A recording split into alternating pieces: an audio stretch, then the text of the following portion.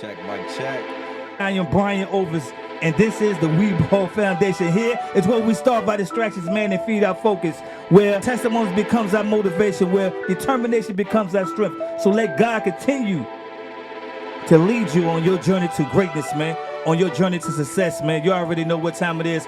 PJ is in the goddamn building, man, and we going all the way up, man. Let's go.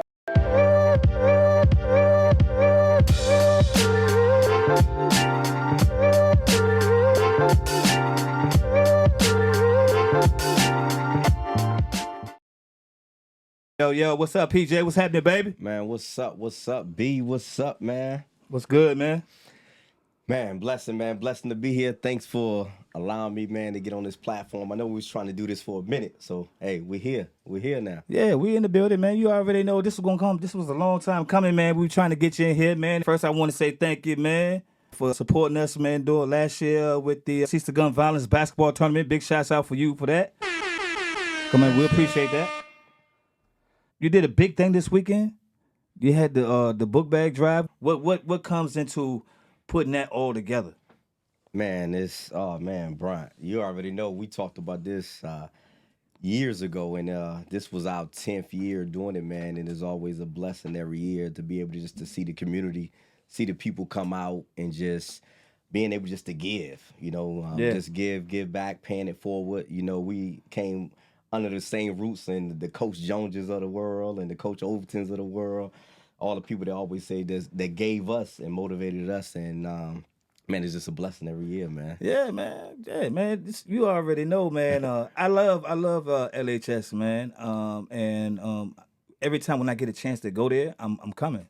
I always bring my kids. My kids enjoy themselves when they come there. They've been on some pictures, and I don't know how y'all highlight them, and they love it, man. They love to see themselves on. Laptop one. Yeah, they want a laptop. Yeah, I think it was my son won a laptop. So yeah, man. So my kids, man. Well, we really enjoy coming in there. You know what I mean? So and man, you have everything that's going on. You get your hair cut. You get everything that you need there, man. So what came up with this? I know you. First of all, when you got this started? Man, when we launched Real People Educating Others in 2008. Myself, Ronaldo, and Core Judge. We the three co-founders. And the vision was, man, really just paying it forward, wanting to give back to the community. We was all, myself and Ronaldo was fresh from college and coming back, starting careers, and myself getting into coaching, spent, 7 years coaching at LHS, football and girls basketball. And it was like, man, so we started off small. I still remember in Ironbine at Fran, when she had a shop in Ironbine, and we put a 6-foot-inch table out there and put like a couple of notebooks and was calling people, say, hey, come in. Is here while it's last. And from there. Was that the year that was in Grove? No, that was one of the first years ever when it was just like. We ain't know nothing about that one. It was, yeah. It was so small. Okay. We had like maybe 10 notebooks and 10 pencils, and it was like when it's gone. Because I'm thinking the Grove joint, that joint wasn't small either. That was packed out. That was ramped out. So then we transpired and we went to Grove, and big ups to the ELS Foundation out there for letting us have that facility to use that. And that's where it started, because it was like community. Yeah. Let's go ahead into one of the communities where people can easily come to it. They can get supplies. And it was great that Grove was one of the areas that we can support and do that, but it was open to everybody. So people was coming from everywhere. Right. And then from there, like I think after 3 years of doing it, and maybe 2 to 3 years of doing it at the ELS. Yeah. And then we just outgrew it because it was growing. It was like, man. And then we reached out, and man, big shout outs to Coach Stone. Coach Stone always come through in the clutch. That's my guy, man. Coach hey, Stone, yo, back in the days, Coach Stone, man, he was probably one of my first mentors. I don't know if anybody remember Bruton Heights. Yeah, so, but his wife used to be Miss Lisa. Miss Lisa. Man, she was the choir teacher. Yeah, your boy, I was in choir. I thought I could sing. I just want to make sure that I give my flowers out to him, man, because first time I ever got into a limo, I say this all the time, was with him, because we had a concert to go to, and he had a limo service at the time, and he came and got us in the limo, man. We was ecstatic, bro. Big shouts out to Eric Stone, man. That's my guy. Yeah, so when Coach, man, we reached out to Coach, like, Coach, we need a place. And he said, let me make a call. and Carl Lafayette at the time. I forgot the principal during the time, but they say yes. You know, they alumni. They can come here. We can do it. And from there, man, it's been Right. it's just been a blessing to being able to have that facility using the upper commons and just the parking lot. I mean, the whole space. You know how I go, but again, you got to go through loopholes even just to kind of get something in the county. Yeah. So for being able to just continue what we was doing and continue to serve and continue to get back, hey, you Yeah. can't beat it. Can't beat it. Yeah, man. So just to keep going on that, man. So it was you, Corey, and Ronaldo. Hmm. So did you ever expect it to be where did you vision it where you thought you would be at right now? Oh Then. no, by far. We actually we had so many different talks on just being motivational speakers, going to the schools, doing this, doing that. Then we didn't want to put ourselves in a box and saying, okay, we just doing this, we just cater to this. Then it came to saying, you know what, let's open up the 4 pillars. Yeah, yeah. And we got 4 pillars that we kind of live by the purpose of the organization, and that's extracurricular activities, that's mentorship, that's the importance of education and service. And basically, when we're doing events like the back to school event, that's service. When we're doing our Thanksgiving event, that's service. When we're Right. doing our adopt the families for Christmas, that's service. When we do our football camp in the summer, service. When we're doing the basketball clinic, doing spring break, that's service. So those 5 things that we do annually are considered our service things, where we reach out, and then in between times we're hitting the middle schools. Schools just started, so we're kind of ready to get busy right now. We're hitting the middle schools doing our growth mindset presentation, hitting the high schools doing the growth mindset presentation. Also, coming up, we're ready to put out the flyer maybe in this week sometime, but we starting at the end of the month. We starting our virtual mentorship program, which you do for 5 weeks, and we started that pillow during COVID because everybody was in and Yeah, nobody yeah. couldn't go out. So we started doing that virtual mentorship, which was good, and we continue to do it because we can touch people not just in Williamsburg, we can touch people all over the globe. I had that conversation. I was just like, man, I ain't got at that point in time, I didn't have the resources to be able to get it up on the air the way y'all be doing it, and your connections with people. I ain't had the resources at that point in time. But let's stay on that topic real quick. Mental health, man. Outside of RPEO, what you do outside of that? Oh man, so I've been in the mental health game for 18 years. Since 2006 was my first introduction. I was teaching health and PE in a residential treatment facility with young boys and girls from all over DC, Philadelphia, New York, you name it. And again, I worked at two of the worst in the state of Virginia. During the time, it was called Keystone, which is Newport News Behavior now, and also the Pines over Portsmouth, which is called Harbor Point Right. now. And man, it was a great experience because I saw people from all walks of life, seeing young folks that was coming from the city life, like DC, that was 13, 14 years old, raising their siblings, because mom was strung out on drugs and all those different things. And it was like, man, you looking at kids that's really 13, but really got the body of like a grown adult, you know what I'm saying? Yeah. Because they were living fast. So that right there, man, was like already the passion and knowing that I had the heart that really just wanted to give back, wanted to see people do better. Because you know how it is with sports. I was seeing those kids that was locked up in those facilities that never play organized sports. I And mean, you work? Did you work hand to hand with them, or? yes, so I work hand in hand. During that time, I was again their health and PE teacher, but I had the rapport because in that field is all about rapport. So I was had the rapport with them. So when anybody get upset, get mad, I can easily go and pull them aside and verbally de-escalate them. Say, hey, look, man, what's going on? Let's talk. Let's listen. What's going on? Because again, just like now, what we experiencing in the school division, you getting a lot of teachers and stuff. And I just had this conversation before coming up Yeah. here.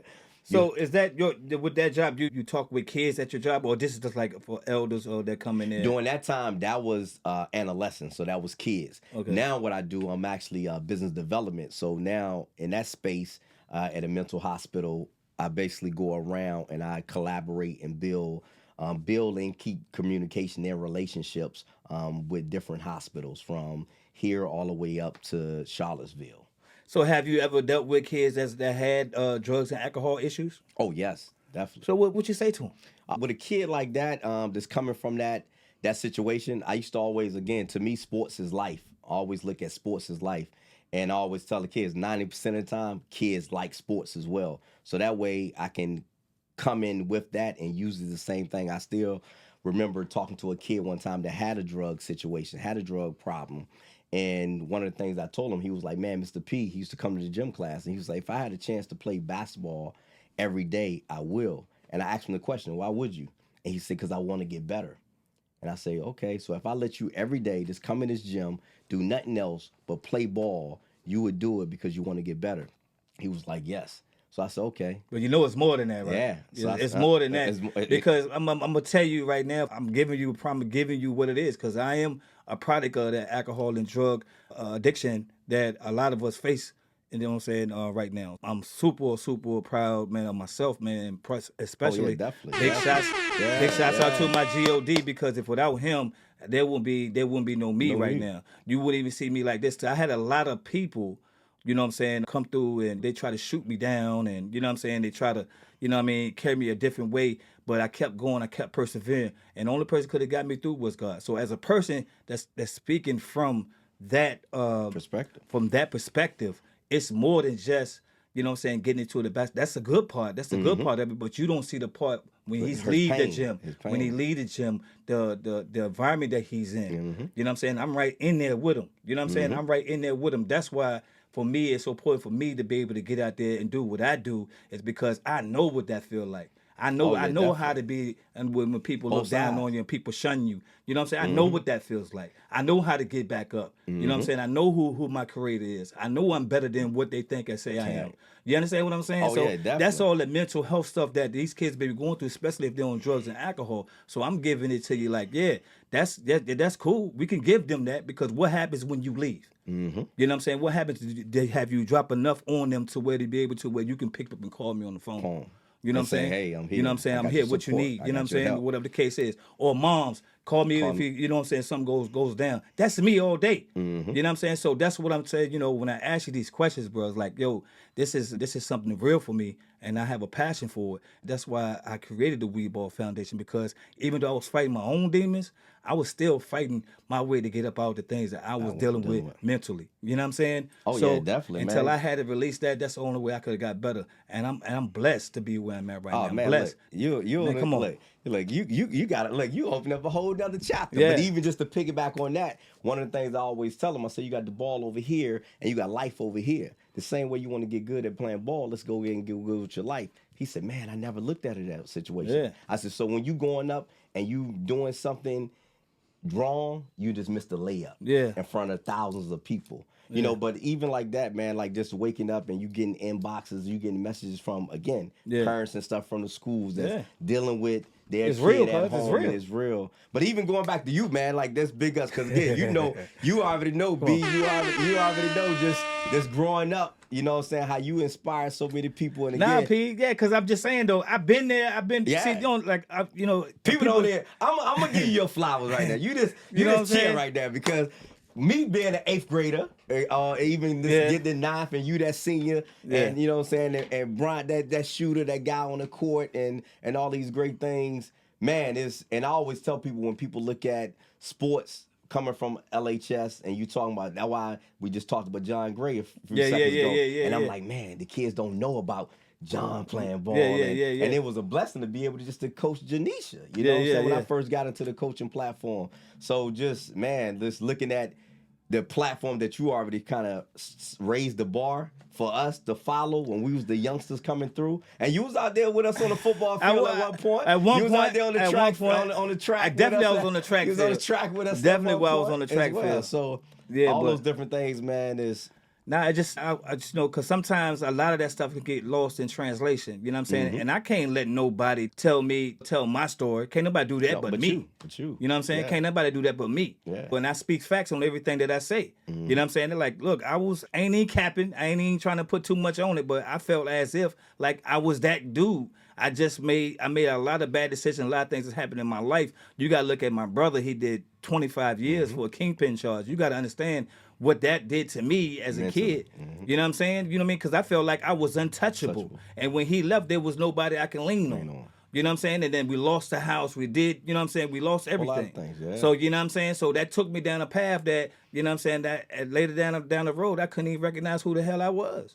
You know what I'm saying? So that's that mental health. And that's why we need these mentors and we need these guys out here, you know what I'm saying, to be able to tell their testimonies, share their stories, and so they can get a glimpse of what how it look. You know what I'm saying? You want to wake up 40 years later, you know what I'm saying, and doing, you know what I'm saying? Yeah, doing nothing. Doing nothing. So I'm blessed to be able to get back here, and I'm blessed to have brothers like you and RPEO doing what y'all doing, because with y'all platform, and y'all give me a hand up or whatever the case is, or y'all look out for me or some kind of way, or you get a team, you put them in a tournament. That stuff, it's a good look upon, you know what I'm saying, upon, you know, how I look at y'all guys. You know what I mean? So, yeah, so like I say, big shots to you and the RPEO, man. Appreciate big it. Shots appreciate to y'all. it. We ball as well, man. Yeah. You know what I'm saying? There's a lot, man. There's a lot going on. Yeah. So, you know what I mean? So let's, I know we got, hey, yo, it got really real for a second, cuz. It got real for a second. Look, that's coming from the heart, man. Yeah. You know what I'm saying? So, man, and I'm going to go ahead and give you your flowers too, because I'm not even going to cap. You know what I'm saying? Like, yo, when I left LHS, I think it was you, George, I don't know if Mike made the team, but you know what I'm saying? Yeah, Mike left for a second. He shot over Jamestown. Yeah, he did. He shot over Jamestown. So, you know what I'm saying? Big shout out to Mike. That was my man. That's my man. So, and then you had Fawny. You had my guys there. You had my guys. Your guys. Yeah. Fawny, the losers. Losers. You know what I mean? And y'all came in, y'all did y'all thing, man, and you killed it. I just want to give you your flowers, man, and you know what I'm saying? Everything you went to with Grambling State. Give us a run back, because I don't think people really know how accomplished you are, bro. Go ahead and run it, man. But even like you say, man, just the trials and tribulations, man. People don't even understand that. My first journey, man, when I graduated Lafayette, like you say, from just the sports, playing football, basketball, and running track, was blessed to go to a junior college in Franklin, Massachusetts. First time leaving Virginia outside of playing AAU basketball. So that was mad. You know, going up there, we talking about mental health. Yeah. I mean, going, 12, 13 hours away, don't know nobody. And big shout outs to Mel Gray. Mel Gray just took off and doing his thing in the league, NFL, and he had the little postal service right across the street. Yeah. And he mailed all my boxes, all my stuff away, man, for school for me. And I just had to jumped on the train, on the Amtrak to go to Boston. First time ever getting on the Amtrak, but I went there, played basketball, great experience, and then came back and pioneered after a year and a half, and became one of the first running backs in CNU history when they started the football program. So got a chance, man, to play both football and basketball in college, and then transferring, and after that, staying a year. So I transferred twice, and that's a lot of times, man, people would have gave up, people would have quit. But you know, I kept on saying, nah, you know what, I gotta. It's kind of tough, man. It's tough. It's tough, man. I'm trying to tell you, it's tough, man. You know? But it's also rewarding too. You know what I'm saying? I hadn't have the pressure to get that far, but I did some college time out there at Montgomery Junior College. Yeah, me, Q, and Rick. So, but it was tough though. It was tough on that part because they didn't have no dormitories, so you had to work. You had to pay for rent, apartment, play. You got to be all about. It was for me. It was kind of impossible. You know what I'm saying? Yeah, the work and trying to play ball. Yeah, and try to play ball. But so then after that, man, after CNU, stayed a year and then transferred to Grambling State, man. How was that, man? That HBCU, man. HBCU. Come on, man. And Come on. I got there because George, straight out of high school, out of Lafayette, LHS. He got a football scholarship, again, with Doug Williams, first black Super Bowl MVP. Commanders, man. Come on, man. The first black quarterback to win that Super Bowl. Yeah, Doug, man. Hold on. Let me get this in here real quick. Because this is the only time I can get my shine on, for real, because being a Commanders fan, I'm just trying, the first black quarterback to win a Super Bowl. A Super Bowl. You want to check your history, baby. You already know. And we on the way back. All right, my bad. I just had to get that out there, cuz. There. So going out there, man, again, when I got out there, it was like, man, really, I was a fresh start. You know, again, the atmosphere was lovely, the friends, the people I met, still to this day, man. A lot of us, we stay in communication with each other. We talk, we Yeah. text. You know, we try to make family trips when we can. So, man, I graduated and walked across that stage, man, in spring 2006. Like you said, it was a lot of people that probably said I wasn't going to graduate, wasn't going to walk. Yeah, But yeah. that was the motivation, that was the hunger, that was the Yeah. determination. Yeah. And I walked up out there in kinesiology, concentration, in sports management, and modern coaching, and came back home and I said, man, let me use my resources and hit the ground running, and been running ever since. There you go, man. You Big know what I'm shots, saying? man. So I say this to the kids out there, man. You're like, college is important, man. You know what I mean? It's important if you want to go that route. That's I'll say for myself, man. You know, take it. You know what I mean? Take it. If you can get that free ride, get the free ride. You know what I'm saying? And go for Definitely. it. You know what I'm saying? Get as much as you can and while you can. You know what I'm saying? Experience the world outside of Williamsburg. So that's why. Say that again. Say that Experience life outside of Williamsburg. So big shots to the guys that's out here that returned to school, man, and this is your last year, man. Work hard on getting what you need to get, man. Work and get on the honor roll, do what you got to do, work hard in your sports, athletic, academics, do what you got to do. You know what I'm saying? This your boy. All right. So yeah, man, I ain't mean to cut you off, but go ahead. I just had to, you know what I mean, I had to throw that out there real quick. And also too, man, like one thing you just said, man, just make sure that, again, if you're a student, the school just started. Myself and Brian, we experienced that. Nobody told us during that time. We had all the skills in the world, but nobody told us during that time that the importance of education. Again, we did bare minimum to be eligible to play and all those things. But again, if we know what we know now, man, we would have been applying ourselves more in the classroom. So, you know, a lot of times when I'm seeing the kids out here just playing sports or even at the rec or wherever they may be playing at, and they got all the talent, but it's like the first thing I ask them is, man, how the grades looking? Because again, we know what it looked like to get accolades, to be front page, daily press on us. We seen that. We got all that to get the trophies, to get the awards, the MVP. You know, shout out, I just was inducted into the Hall of Fame of Lafayette this year, just passed. So. Man, so just when I'm talking to kids and we've been down that lane, as in with grades and having to go to junior college when, again, if the grades was up, we would have been somewhere else, you know what I'm saying? So like you was talking with the dorms, you had to work. Your talent-wise wasn't even for that pool, but it was just because of what happened where it ended up landing you. But again, you talking about you coming out there with a high GPA, man, you could sky's the limit. You know what I'm saying? You could have been at a school that you ain't have to work and get the dorms because everything else. I mean, your talent was already there and you was already speaking. So speaking out to the kids out there and the parents, and also use that. I mean, sports. If there's be a platform to get you, if there's be a platform to get you out of Williamsburg and get you into college, use that platform. But also, you could be lawyers, you can be doctors, you can be all these other things as well. So don't just get stuck on saying because again, I was that kid saying, you know what you gonna do? Oh, I'm going to NBA. I'm going to NFL. Yeah. Like, you know, you ain't had no vision on what you was going to do, right? You know what I'm saying? So if you a kid out there, man, or you a parent out there, make sure that we're teaching them to be well diverse all the way around. So, again, if that opportunity come, let it happen, ride with it. But if it don't, you still got something to fall back. And I tell all the kids, once you put on a college uniform, even if you play 1 year, nobody never can take it away from you. Can't take it away from Nobody can never say that you didn't play a collegiate sport. That's the next level besides professional sports. Yeah. So you one level right there. So definitely want to touch bases on that, man. Hey, man. Big shots, man. Yes. Hey, man. That's what's up, man. Because it was interesting, man, because I felt like, you know, getting you in here, you know what I'm saying, we can really, you know what I'm saying, together really shine some light on, because you seen some of the stuff that I, you know what I'm saying, coming out of high school that I had to deal with, you know what I'm saying? Yes. You know what I mean? And not just in school, you know, in my environment, you know what I'm saying? How that was then, how crazy it was then. All you know what I'm saying? Right? You know what I'm saying? Yeah. So, you know, and I'm glad to get you on here because I feel like that I could talk about it too, but I feel like you been from it, you know what I'm saying? And, you know, and you accomplished with it, you know what I'm saying? I felt like it was be a good idea to get you on and let's really get the real talk to heart with it. Yeah, man. You know what I mean? And that's, man, every day, man, I'm like, man, thank God, because again, like you say, you come from Holland Park, I come from Moretown, and I tell people all the time when I'm telling the story, man, I say, man, 99% of the people that I grew up with, or around, whether old or young, man, has been incarcerated. Yeah. You know, and not 2 to 3 years. I'm talking about over 15 plus.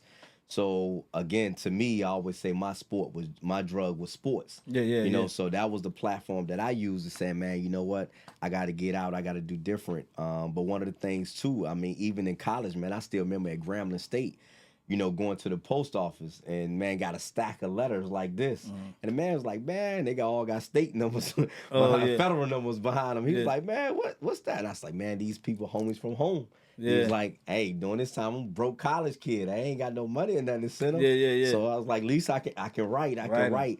You know, so that's one thing.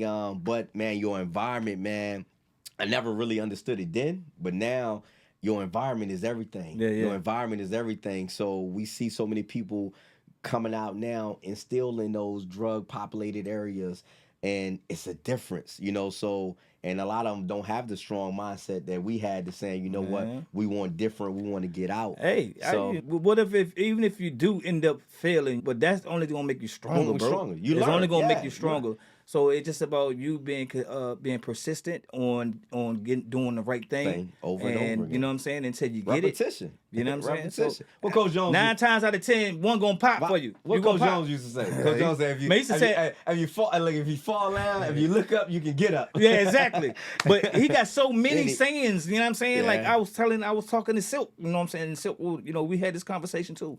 So I ain't even put his joint out yet, but because we haven't finished it yet. So when he come back down, we're gonna finish it. You know what I'm saying? I promise not to put nothing out. Yeah. You know what I'm saying? Until he finishes. Till we finish the joint. Yeah. So you know what I mean? So but we had those conversations about Coach Jones, bro. Yeah, he was one of the guys, this pivotal guys that was in our high school that really, really cared about us as a culture, bro. You know what I'm saying? I just text, man. Again, I text him and his wife, man, every week.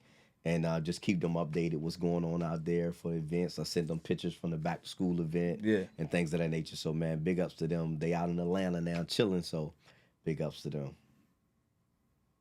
I was just, man, just like I'm really truly blessed, man, to have you in the booth, brother, have you in the studio, man. Big shouts out to you, man. So, man, thank you for having me. Definitely. You know how much time we spent on this junk, cuz? Because I still got a lot to say. But I know you're a busy man, man. Man, look, go ahead. Look, I know you're a busy man. We building right now, man. Yeah. We building, man. How you link up with Bethel doing with the what is that? Operation Homefront. Man, so again, man, big shots to. I just want to share that story. Big shots to Big Mel, man. Big Mel. And not even that, and to you, because again, when not even that, when y'all was doing the back to school, you know, you was spearheading that when y'all did it on the church property. When y'all was doing the back to school, young, and I remember you reached out a couple years ago and we donated some. Yeah. But then this year was a little different because it was operational, Homefront, so and I guess it was like, man, anytime, anything for the cause, anything that we can do. And we was talking, man, you had that offline conversation just with the military. How our perception where you thinking they all good. They all good. And man, a lot of times you see situations where they the ones that's in need, they the ones need help. And again, me coming from the healthcare platform, I always see, again, you heard the vets and you heard, down at the VA, there's different things where you just know they always trying to do something even to help the homeless, the military just homeless and all those things. So, man, big shot to Bethel, Mama Gray. Yeah, Mother Gray. Man, you already know. Cool as a fan. That's like my spiritual family, you know what I mean? So, man, I get them. Oh man! Big shots to my God because it was hard. It was hard at times where like I just had to be quiet. You know what I'm saying? And just listen. You know what I'm saying? And you know what I'm saying? Then it's just like I started to open up and got there going, and it was right there. It was right there, man. And I'm gonna keep going, man. Sometimes I don't make it in the building a lot, but I'm gonna try to get back into and be more steady with it. You know what I mean? I see I'm busy. Trying to get this done and working, you know what I'm saying? Hey, the kids. Trust me, you making them proud. Yeah. Big shots, man. They them people. They 100. Yeah, for sure. So yeah, man. Thanks for coming in, brother. This is man, Pj Piggott in the building, man. This is the We Ball Foundation, man. And you already know me, man.